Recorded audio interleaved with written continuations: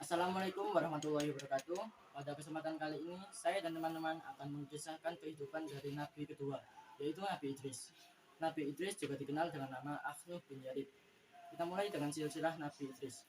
Nah, Nabi Idris merupakan keturunan keenam dari Nabi Adam alaihissalam, putra dari bin Yarid, bin Mihlail, bin Kinan, bin Anusi, bin Syed, bin Adam alaihissalam.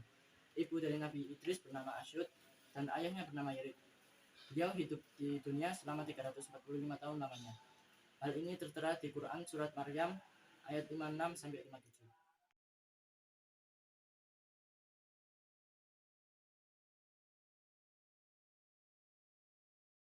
Dari Nabi Idris, selanjutnya kami akan menceritakan penyebaran agama yang dilakukan oleh beliau. Nabi Idris diutus oleh Allah Subhanahu wa Ta'ala untuk berdakwah di Gunung Babilonia dan Mesir Memphis. Nabi Idris berdakwah di dua daerah, karena di daerah yang pertama Babilonia penduduk tidak menerima seruan kebenaran diberikan Nabi Idris. Oleh karena itu beliau berhijrah ke Mesir. Karena banyaknya penyimpangan dan kemusyrikan dilakukan oleh penduduk daerah Babilonia, maka Allah Subhanahu wa Ta'ala pun menurunkan azab berupa kemarahan yang berkepanjangan. Untuk daerah itu pun mengalami kelaparan yang hebat. Nabi Idris pun tidak tega melihat keadaan mengenaskan yang menimpa penduduk Babilonia. Maka beliau pun berdoa memohon kepada Allah Subhanahu wa Ta'ala agar kondisi bagaimana panjang itu berhenti. Allah Subhanahu wa Ta'ala pun mengabulkan doa Nabi Idris dengan menurunkan air hujan ke daerah itu. Tapi setelah kemarau panjang itu hilang, tersebut masih tetap enggan untuk bertaubat dan enggan menerima ajaran Allah yang di bawah Nabi Idris. Nabi Idris tidak putus asa dalam menegakkan ajaran Islam, maka beliau pun berhijrah ke daerah Mesir. Ketiga ini akan menjelaskan kelebihan atau keahlian yang dimiliki oleh Nabi Idris yang termasuk cukup banyak. Berikut adalah contoh-contohnya. 1. Manusia pertama pandai baca tulis dengan pena. 2. Nabi Idris diberi macam-macam pengetahuan, mulai dari merawat kuda, ilmu perbintangan, falak, hingga ilmu berhitung yang sekarang dikenal dengan matematika. 3. Nama Idris berasal dari kata darasa yang artinya belajar. Nabi Idris pun dikenal dengan sangat senang belajar dan tekun mengkaji fenomena alam semesta. 4. Nabi Idris adalah orang pertama yang pandai memotong dan menjahit pakaiannya. Orang-orang sebelumnya konon hanya mengenakan kulit binatang sebagai penutup aurat. 5. Nabi Idris mendapat gelar sebagai Asadul Usud, yang artinya singa, karena ia tidak pernah putus asa ketika menjalankan tugasnya sebagai seorang nabi. Ia tidak pernah takut menghadapi umatnya yang kafir, namun ia tidak pernah sombong. Selain itu, ia juga dikenal sebagai sifat pemaaf. Semuanya memiliki manfaat yang besar dan sampai saat ini masih digunakan.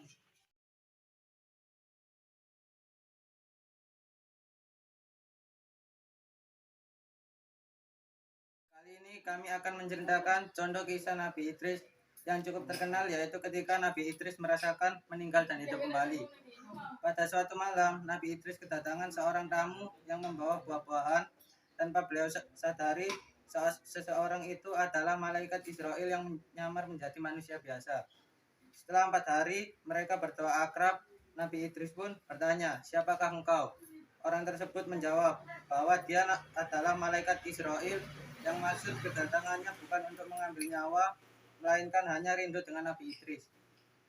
Setelah mengetahui, Nabi Idris pun memohon agar malaikat Israel mencabut nyawanya. Pada awalnya Allah menolak, tapi pada akhirnya Allah pun memberikan izin.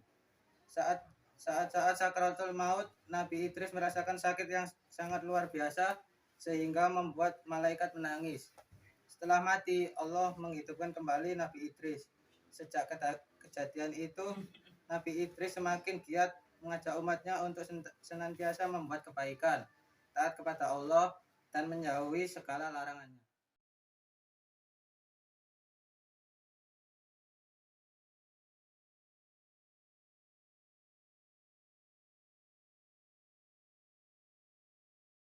Menceritakan cerita Nabi Idris yang tak kalah menakjubkan. Cerita ini ketika beliau melihat surga dan neraka. Suatu ketika Nabi Idris dan malaikat Israel tengah beribadah bersama. Lagi-lagi Nabi Idris mengajukan sebuah permintaan unik. "Mengapa kamu minta hal itu?" Bahkan para malaikat pun takut melihat neraka. Tetapi tapi kau malah memintanya. Nabi Idris menjawab, jujur saja, aku takut sekali dengan azab Allah itu. Permintaan itu pun dikabulkan oleh Allah. Mereka lalu pergi untuk melihat neraka. Ia menyeret dan menyiksa manusia-manusia yang mendurhakai Allah semasa hidup di dunia. Seumur hidupnya, tidak ada pemandangan yang lebih mengerikan dibandingkan dengan dahsyatnya api neraka. Api berkobar-kobar, bunyi yang bermuruh menakutkan, dan hal-hal yang mengerikan lainnya. Dia tak bisa membayangkan apabila hal itu menimpa umatnya kelak. Sementara itu, di pinggir sungai terdapat pohon-pohon bagian batangnya terbuat dari perak dan emas. Dia juga melihat istana-istana para penghuni surga. Namun Nabi Idris enggan pulang. Dia telah ingin tetap berada di surga. Malaikat Israel lantas memperingatkannya, kamu boleh tinggal di sini setelah kiamat nanti. Nabi Idris pun mengaku.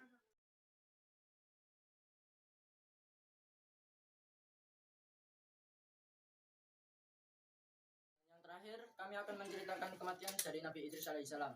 Ada banyak pendapat terkait akhir hayat Nabi Idris. Dalam tafsir Ibnu Katsir dituliskan kepada Ibnu Jarir tentang Ka'ab yang menceritakan proses kematian Nabi Idris. Ka'ab berkata, Allah Subhanahu wa taala telah mewahyukan kepada Idris akan mengangkat amal bagi Idris setiap harinya sebanding dengan semua amal anak-anak Adam. Kemudian datanglah seorang malaikat kepadanya. Idris lantas meminta agar ajalnya ditangguhkan. Mendengar itu, Idris mengingat amalnya terus bertambah. Kemudian datang seorang malaikat yang dekat dengannya. Idris berkata kepada malaikat itu, sesungguhnya Allah telah mewahyukan anu dan anu kepadaku. Maka bicaralah kamu kepada malaikat maut agar sudilah dia menangguhkan ajalku supaya amalku makin bertambah. Malaikat itu akhirnya membawa Nabi Idris di antara kedua sayapnya, kemudian naik ke langit. Sesamanya di langit keempat, malaikat Israel berjumpa dengannya. Malaikat yang membawa Nabi Idris mengemukakan pesan dari Nabi Idris. Malaikat Israel bertanya, sekarang Idris di mana? Dijawab oleh malaikat itu, dia ada di pundakku. Terjawab sudah rasa heran malaikat Israel, sebab mulanya dia ditugaskan menjemput nyawa Nabi Idris di langit keempat. Padahal yang dia tahu, Nabi Idris ada di bumi. Ternyata Nabi Idris telah dibawa lebih dulu oleh malaikat lainnya. Pada akhirnya Nabi Idris tersebut dicabut nyawanya di langit keempat.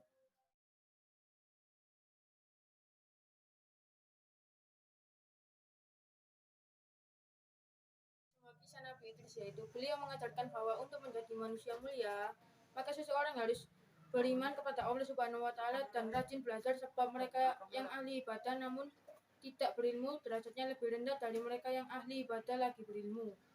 Nabi Idris juga merupakan sosok yang pantang menyerah dalam bertakwa.